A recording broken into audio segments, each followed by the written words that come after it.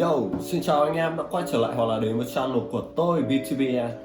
Và trong cái video của ngày hôm nay thì không dài dòng, chúng ta sẽ review một set keycap ABS Double Shot anh em nhé. Và set này giá rất là rẻ thôi, chỉ có 650k thôi. Thì chúng ta sẽ nhận được những cái gì với số tiền của chúng ta bỏ ra. Ok, chúng ta sẽ đến thẳng với vấn đề luôn nhé.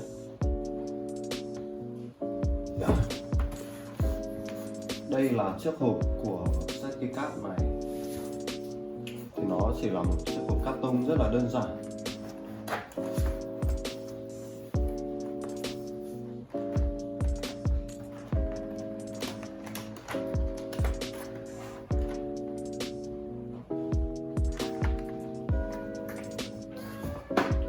Bỏ cái vỏ ra một bên thì chúng ta sẽ có, đây là 3 lớp. Ở đây sẽ có 3 tầng nhé. Đây là tầng thứ nhất này. Tầng thứ nhất thì gồm phần alpha và hàng F.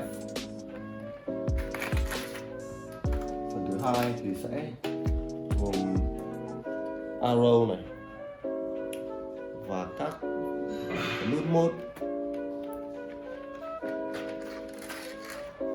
Tầng thứ ba thì chúng ta sẽ có bộ space. Đấy, những thanh space.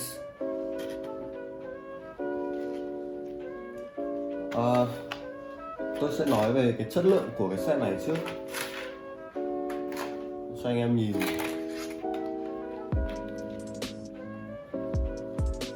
Đây là màu sắc của nó. Màu sắc của nó thì khá là cơ bản thôi. Theo tôi thấy thì cái màu sắc của set này cũng khá là ok. Như ABS thì màu chắc là nó sẽ đẹp hơn là PVT rồi. Trừ PVT đai sub sẽ ABS, mà Double Shot chắc là đẹp hơn PVT Double Shot. Những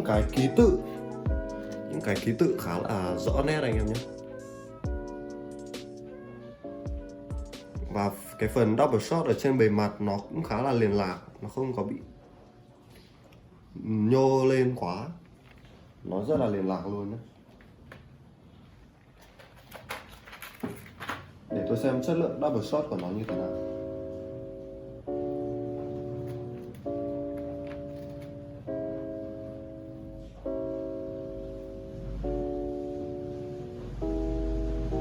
Anh em thấy không?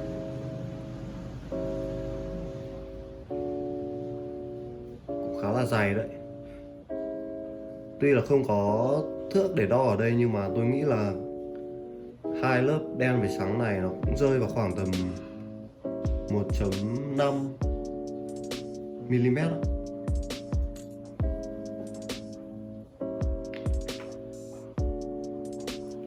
Tại sao lại là ABS? Thì ở trên thị trường, chính những cái set keycap đắt nhất ở trên thị trường hiện tại mới là chất liệu ABS anh em ạ, chứ không phải là PVT như anh em nghĩ đâu.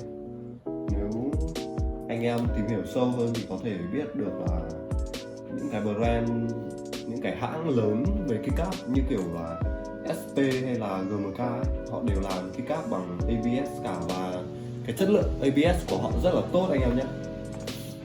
Thế nên là có một nhà sản xuất Trung Quốc họ cũng làm keycap ABS với cái ý tưởng đó cũng là Cherry Profile và PVT Double Shot, ABS Double Shot, nhưng mà với giá rất là rẻ, chỉ có hơn 600.000 thôi. Thì chúng ta sẽ nhận được cái gì? Chúng ta sẽ thử lắp lên và gõ thử anh em nhé. Ok, tôi sẽ bắt đầu lắp luôn.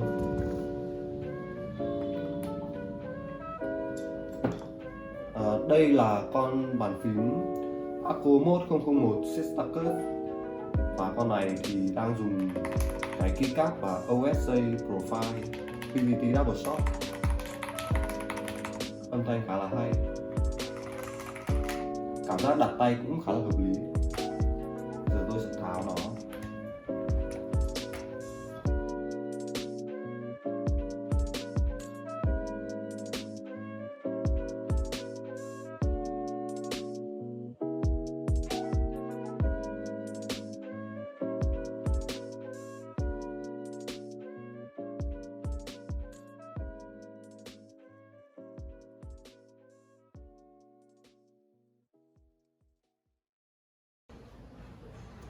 Ok, vậy là tôi đã lắp xong cái set keycap này lên con Mode 001 của tôi anh em. Và như anh em có thể thấy thì cái phối màu này đi cùng với cái cây Mode 001 khá là hợp lý đúng không? Nhìn cái màu vừa đen vừa trắng, mà cái màu đen này nó cũng không phải là đen xì luôn ấy, nó kiểu nhạt nhạt như kiểu cái phần bot case của cái con Mode 001 này, thành ra là trông cái phối màu khá là hợp lý. Về cái cảm giác mà ban đầu tôi cảm nhận được ấy, có một cái điểm trừ là tank space này nó không thẳng anh em ạ.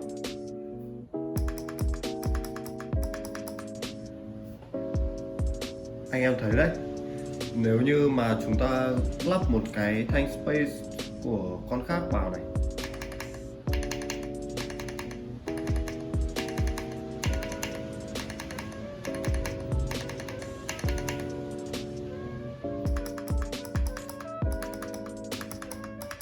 nó bị tiếng tích khá là to. Tôi chưa thử ở trên cái bề mặt phẳng, nhưng mà chắc chắn là con space này nó không thẳng. Giờ tôi sẽ gõ thử cho anh em nghe một xíu nhé, và tôi sẽ nói về cảm nhận của tôi khi mà gõ trên cái set keycap này.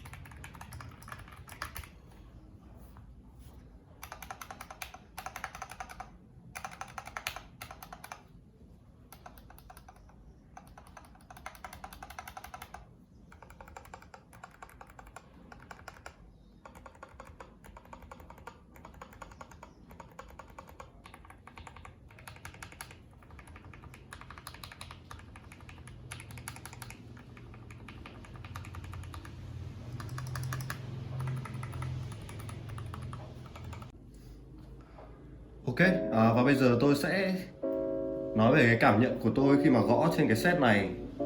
Về cái cảm giác của ngón tay thì nói chung là nó cũng tạm được thôi. Nó hơi nhám một xíu anh em ạ, dù là ABS hơi nhám một xíu thì chắc là nó cũng lâu bóng hơn là bề mặt trơn đấy. Nhưng mà ABS thì kiểu gì cũng sớm bóng thôi, đấy là điều chắc chắn. Còn về cái âm thanh ấy thì anh em nghe rồi đấy, âm thanh của cái set này khá là nhỏ.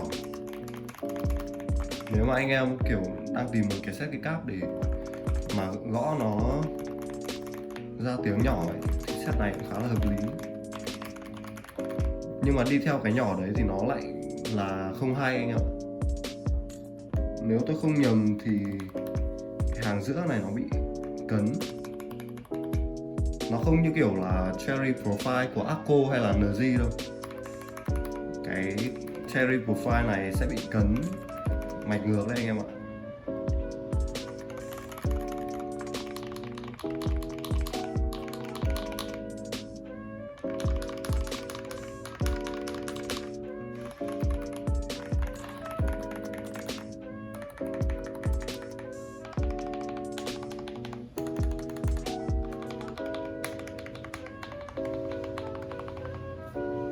Tiếng kêu khá là nhỏ, và nó cũng không hay nữa. Còn về cái chất lượng hoàn thiện của cái set này, để mà tôi tổng kết về những cái ưu điểm của set này thì chất lượng hoàn thiện set này khá là tốt anh em nhé. Không hề có nhựa thừa, cũng như là màu sắc ổn, phông chữ cũng đẹp này, cũng to. Và về cái số nút nữa, set này cũng khá là nhiều nút, nó rơi vào khoảng tầm 150 mấy nút nếu mà tôi không nhầm. Thì cũng chơi được khá là nhiều layout, có cả Space 7U để cho anh em lắp cái layout VK Color anh em nhé. Còn về nhược điểm thì thứ nhất là tôi thấy âm thanh nó không được hay.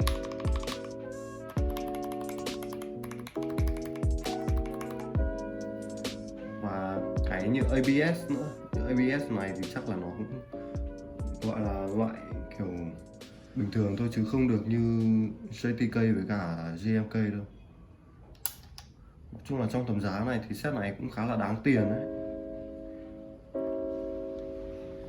Tôi nghĩ là tôi sẽ bán lại set này sau khi mà trải nghiệm vài ngày. Còn cái số USA này tôi sẽ bỏ vào hộp.